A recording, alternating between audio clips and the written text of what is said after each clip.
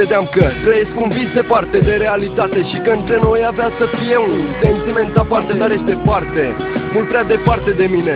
Sufletul meu e gol acum, varsă lacrimi și suspine fără tine. E ca și cum nu mai sunt eu și asta am tupeu să spun, chiar dacă nu am fost mereu. Au fost momente grele peste care am trecut, fără tine lângă mine sigur nu aș fi putut.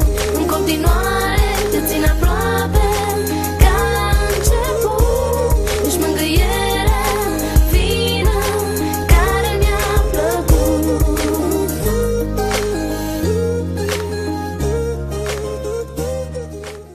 De câte ori să mai repet că pot să te aștept, de câte ori mă uit la ceas, de atâtea ori respir încet. Simt cum se scurge în mine ultima clipă de viață și ca orice din lume să te văd acum în față, să te simt, să te cuprind, să te strâng în brațe, să te alin, să fiu cel ce avea să te răsfațe, să mă joc în părul tău, să-ți văd zâmbetul pe față și ai reaprins în mine spiritul de luptător. O simplă atingere și simt că sunt nemuritor. O singură scânteie și am luat foc instantaneu. Te voi prețui mereu ca pe o piesă de muzeu. Chiar dacă eu nu-ți dau de înțeles cât de mult țin la tine, parcă secundele sunt ore când nu ești lângă mine. Orele sunt zile, zilele sunt săptămâni. Timpul nu-și mai are rostul, eu nu mai am forță în mâini. Suntem stăpâni pe propria soartă, intrăm amândoi pe poartă, pășim ușor pe nori, trecem prin stări, parcă e prima dată. Cu sărutări fierbinți în zor de zi ne trezim unul pe altul și vine greu când tu nu ești, să văd că iar îmi e golpat. Te plimb mereu prin mintea mea, poate de-aia mă por ciudat. Mai toți mi-au spus până acum că sunt puțin distrat, nu văd nimic în jurul meu, te văd pe tine peste tot. Sunt dependent, iar pentru mine tu ești singurul antidot. Știi cum pare să fie sentimentul de prietenie, o siguranță, un refugiu pentru veșnicie. Nu e doar armonie, că nu suntem în povești, chiar dacă ne mai certăm, ne băgăm în timp ce clipești. Tu ai fost singurul care mereu, mereu m-a ajutat, m-ai salvat atunci când am simțit că lacrimile m-au înnecat. Au fost momente grele peste care am trecut, fără tine lângă mine sigur nu aș fi putut.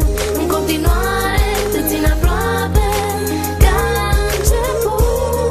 Ești mângâierea fină care mi-a plăcut. Sunt momente în care ai nevoie de o mângâiere, sunt momente în care plângi și ai vrea să simți plăcere. E bine să știi că e cineva care să-ți fie mereu aproape, o mână care să te ridice când simți că treci prin diferite etape.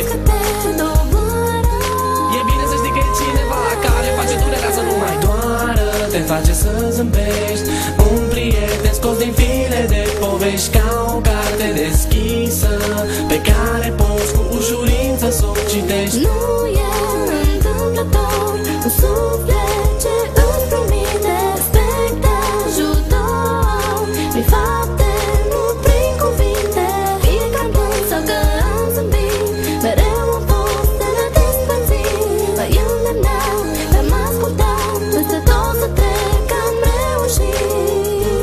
Mi-ai arătat ce înseamnă, mi-ai deschis noi orizonturi. Nu pot să cred că aș lupta pe mai multe fronturi. De ce crezi că dacă ar fi ceva te-aș iubi mai puțin? Nu sunt genul de persoană îmbibată cu venin. Sunt fericit că mă iubești, un sentiment reciproc. Mă întreb de multe ori ce mi-ai făcut de m-am îndrăgostit pe loc. Mi-ai dat foc la inimă, ai oprit timpul în loc. Voi face în așa fel încât pentru mine să nu vezi niciun strop. Va trece timpul, ai să uiți durerea provocată, se vor vindeca și rănile lăsate de acea iubire îndepărtată. Și atunci vom fi doar noi doi, nimic nu va conta, nici ce am fost, nici ce am făcut, nimic, doar dragostea. Cum am crescut și tot mai mult ne-am apropiat, am realizat că ești un prieten adevărat. Niciodată n-ai uitat să fii lângă mine și eu voi fi mereu la fel lângă tine. Tu ai fost singurul care mereu, mereu m-a ajutat, m-ai salvat atunci când am simțit că lacrimile m-au înnecat. Au fost momente grele peste care am trecut, fără tine lângă mine sigur nu aș fi putut. În continuare te țin aproape ca la început.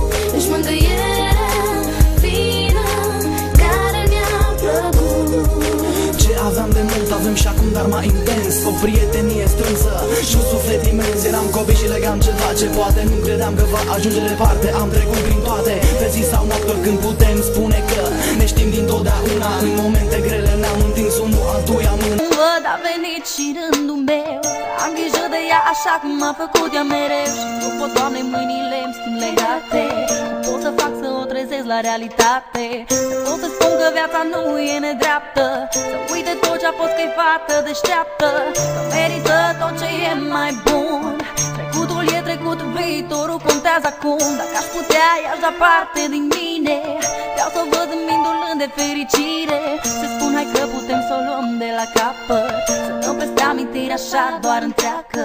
Că astăzi ca să te ridici, mâine trece. Să-i amintesc că unde-s doi puterea crește, că împreună trecem peste tot, că o prietenie trece și prin foc.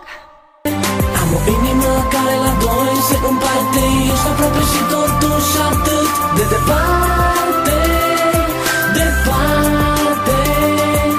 Departe ești și te-aș vrea mai aproape, să fii lângă mine tu, noapte de noapte vreau. Când te alint și tu să mă alinți, vreau să fim un întreg și să nu mă minți. Adorm cu sărutul tău pe buze și mă gândesc cum ar fi dacă aș putea să nu mă mai trezesc, dar degeaba visez. Visele sus pulberate, dar aș vrea când mă trezesc brusc să devină realitate. Copii ce nu se pot iubi fără a fi copii, căci dragostea după un timp nu mai e ca în prima zi. Peste toate, dacă se poate, vreau să te am aproape și ești aproape, dar totuși atât de departe.